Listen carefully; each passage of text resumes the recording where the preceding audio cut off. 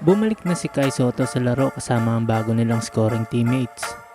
Si Kai ay nagpakaula ng 20 points, 4 rebounds, 3 assists at 1 block.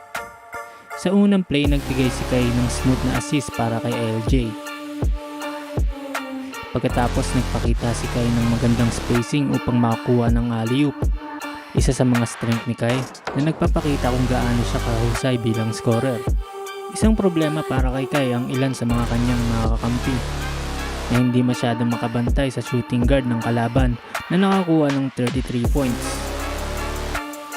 Sinubukan naman ng big man ng kalaban na ibuli si Kai sa paint pero hindi siya nakapuntos kay Kai.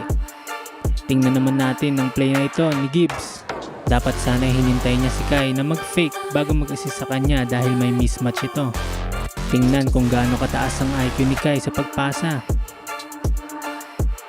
Maganda ito dahil nag-improve si Kai sa depensa sa 3 points. Ngayon, tumatalon na siya upang mas lalo pang maka-intimidate. Ang mahusay na galaw na ito ay patunay na si Kai ay hindi na isang mabagal na sentro dahil kaya niya ng bantayan ang isang power forward na mas mabilis sa kanila na sentro. Nakakapagod ito para sa kalaban. Di maitatanggi na si Kai ay isang mid-range shooting monster, lalo na sa effortless turnaround fadeaway shot niya. Patuloy niyang dinudumina ang ilalim sa mga rebounds. Makikita niyo ang bagong signature move ni Kai na one-handed touch pass na napaka-epektibo.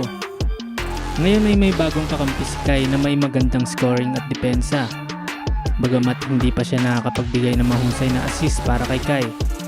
Tingnan niyo maigi ang mabilis na drop pass ni Kai. Easy points ito para sa kakampi niya. Tingnan ang IQ ni Kai sa spacing sa paint. Na-develop na rin ni Kai ang kanyang catch and shoot skills. Pansinin ng lateral defense ni Kai, mas maganda na ito. Mula sa kanyang spacing IQ sa paint, nakuha siya ng 2 sunod na alley-oop finish dunk na halos sumira sa ring. Pinatikim rin niya ang kalaban ng kanyang matitinding supalpal.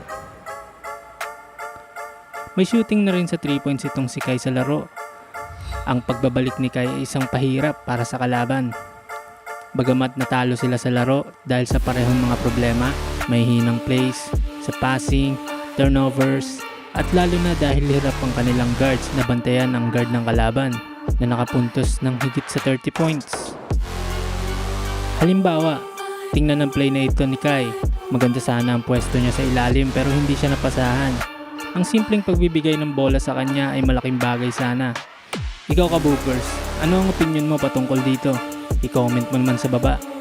Huwag mo rin kalimutan mag-like, share at subscribe. Salamat!